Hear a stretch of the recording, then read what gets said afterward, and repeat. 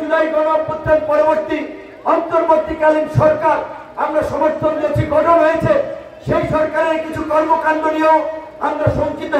আপনারা দেখতে পাচ্ছেন বাংলাদেশের একমাত্র আন্তর্জাতিকভাবে ভায়াবল বন্দর হচ্ছে চট্টগ্রাম। এই চট্টগ্রাম বন্দরকে বিদেশিদের হাতে তুলে দেওয়ার মধ্য দিয়ে দেশের সার্বভৌমত্বকে সংকটের মুখে ফেলা হচ্ছে। করিডোরের নামে আমাদের এই খাল কেটে কুমির আনা হচ্ছে। আপনারা জানেন কক্সবাজারের এই অঞ্চলের ভূমি ব্যবহার করে মিয়ানমারে সহযোগিতা পাঠানোর জন্য করিডোর দেওয়া হচ্ছে। আমরা সরকারকে অনতিবিলম্বে এই করিডোর দেওয়া থেকে বিরত থাকার আহ্বান জানাবো। চট্টগ্রাম বন্দরকে বিদেশিদের হাতে তুলে না দেওয়ার জন্য আহ্বান জানাবো। এই আন্দোলন পরবর্তী আমরা দেখতে পাচ্ছি ৭১-এর মুক্তিযুদ্ধকে কেন্দ্র করে আওয়ামী লীগ যেমন মুক্তিযুদ্ধের একক ঠিকাদার হয়ে গিয়েছিল, আওয়ামী লীগ যেমন মুক্তিযুদ্ধকে তাদের রাজনৈতিক ধান্দাবাজির একটা দোকানে পরিণত করেছিল, আজকের এই জুলাই গণঅভ্যুত্থানকেও কোন ব্যক্তি, কতিপয় গোষ্ঠী তারা তাদের রাজনৈতিক একটা ধান্দাবাজির হাতিয়ারে পরিণত করতে চাচ্ছে।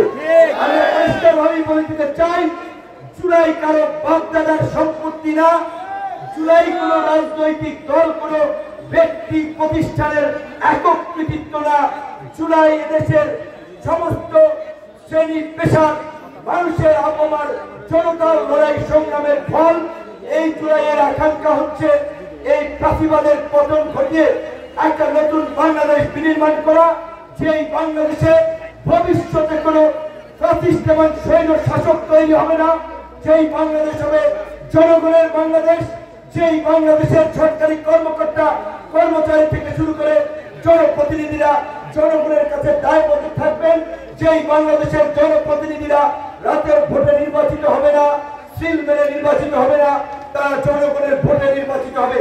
সেই বাংলাদেশ বিনির্মাণ করার জন্যই এই জুলাইয়ের সংগ্রামীদেরকে জাগ্রত থাকতে হবে এবং জুলাইয়ের নামে যারা দোকান খুলে ব্যবসা করবে তাদেরকে আপনাদের সকলকে মিলে প্রতিহত করতে হবে।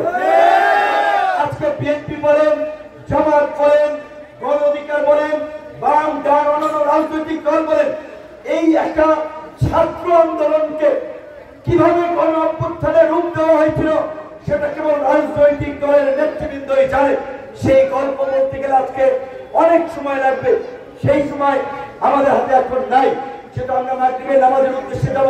শুধু একটা কথা বলতে পারি, আপনারা লক্ষ্য করেছেন এই 16 তারিখ বেগম রোকেয়া বিশ্ববিদ্যালয়ের মেধাবী ছাত্র আবু সাইদ যখন বন্দুকের নলের সামনে বুক চিতিয়ে নিজের জীবন দান করেছিল, গোটা দেশের তরুণরা সেই বীরত্বপূর্ণ জীবন দান থেকে আরো উৎসাহিত হয়েছিল এই প্রতিবাদকে তাড়াতে।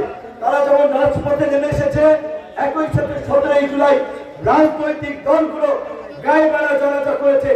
19 জুলাই রাজনৈতিক দলগুলো গণমিছিল কর্মসূচি দিয়েছিল। সেদিন রাতেই বিভিন্ন ছাত্র সংগঠন রাজনৈতিক দলের নেতৃবৃন্দের সাথে আমরা যোগাযোগ করেছিলাম, তারা যেন এই গণ অভ্যুত্থানে অংশগ্রহণ করে এবং এই আন্দোলনকে যেন ফ্যাসিবাদের পতনের আন্দোলনে রূপান্তরিত করে, এবং সেদিন রাতে আমরা গ্রেপ্তার হই। আজকের এই নরসিংদীর এই সমাবেশের এই শেষ সময় অবশ্যই আমরা দোয়া করি, নামাজের পরে আমরা দোয়া করব এই জুলাই গণ অভ্যুত্থানে নিহত আমাদের নরসিংদীর ভাই বোনরা সহ সারা দেশের বিভিন্ন প্রান্ত থেকে যারা শহীদ হয়েছেন, যারা আহত হয়েছেন, তাদের সুস্থতা কামনা করব।